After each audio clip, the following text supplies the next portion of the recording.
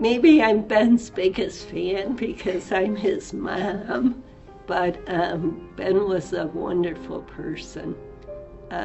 He was very full of life, very athletic, very coordinated, loved to be outside, loved hiking, hunting, fishing. Super smart, read a lot, very social. He taught me, I think, more about myself and about the world than anyone I've known. We heard from so many people how helpful he was.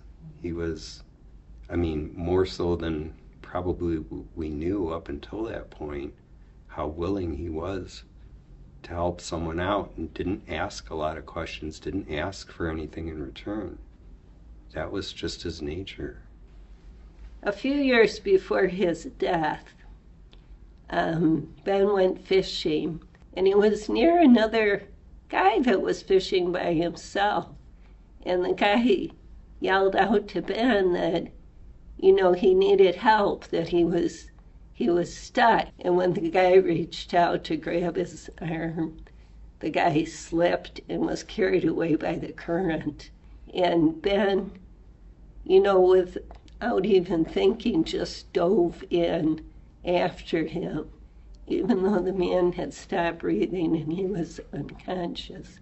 Ben was able to give him artificial respiration and chest compressions, then ran like 3/4 of a mile in his bare feet over a gravel road to hail down the fire department.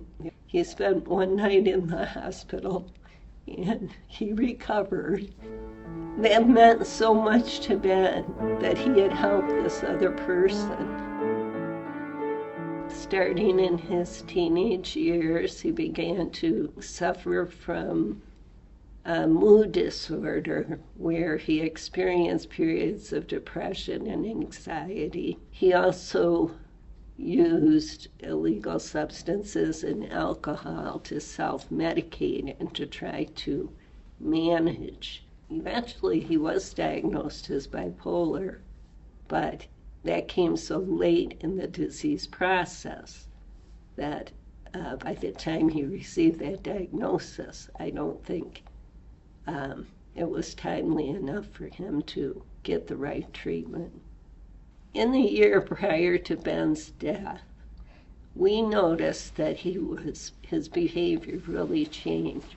He appeared to enter a manic phase. Joel went to the mental health probate court to ask for an emergency medical transport.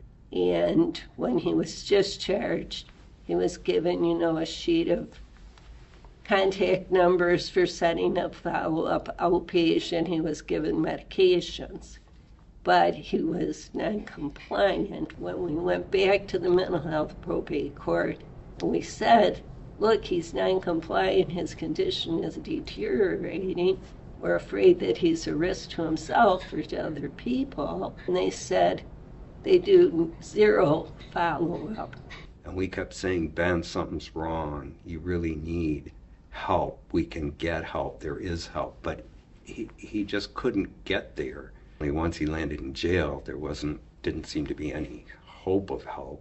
So we could communicate every other day. After 20 days, all of his communication, commissary, photo, mail, and telephone privileges were revoked.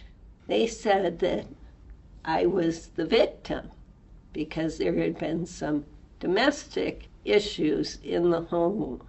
If they're going to revoke communication, they're supposed to go back to the court, to the judge, for a review. That did not happen. They just revoked all of his privileges, not just with me, but with all of his friends. He was held in solitary confinement, so he was physically isolated. And he lasted 30 days, and then he killed himself.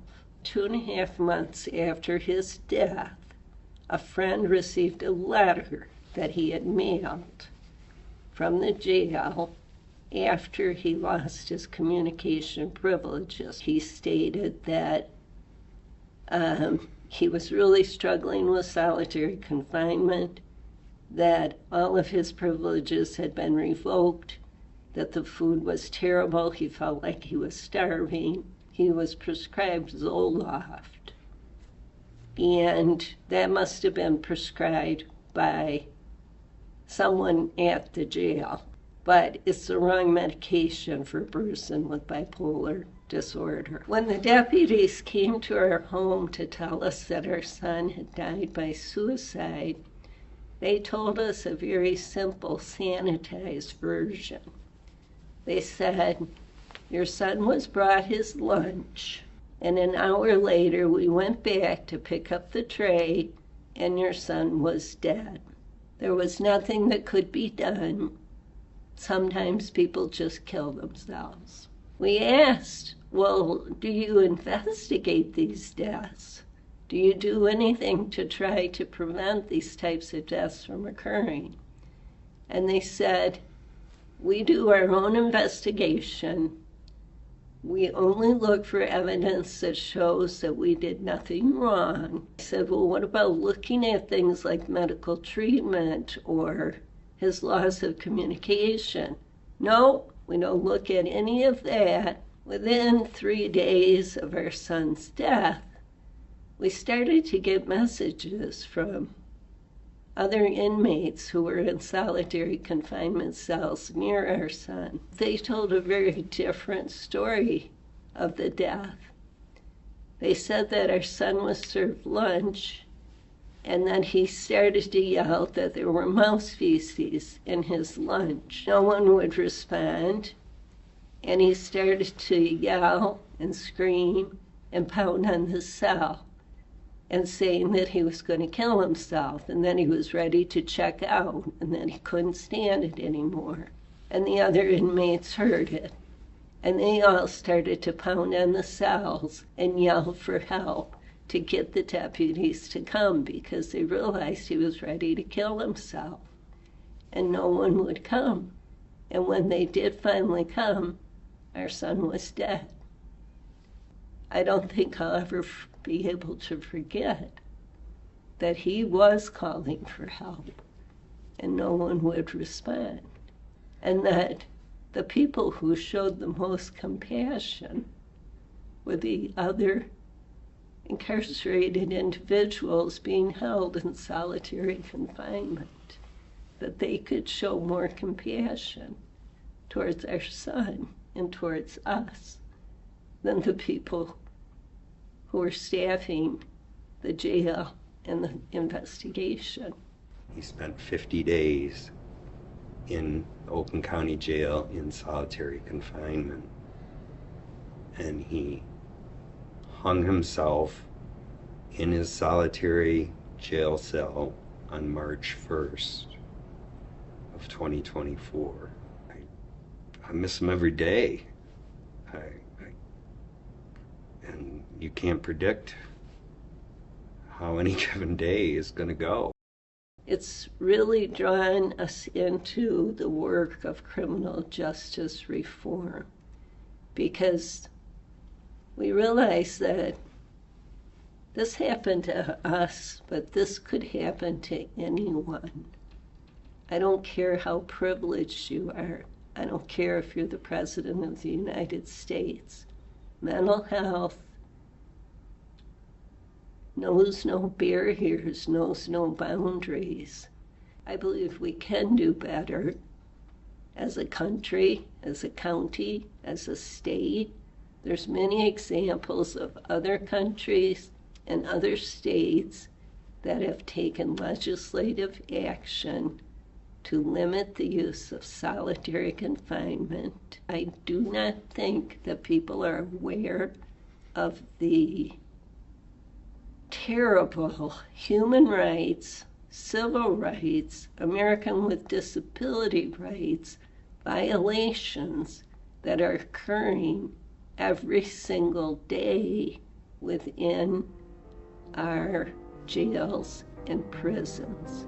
They're citizens, they're taxpayers themselves, they are humans, most importantly, and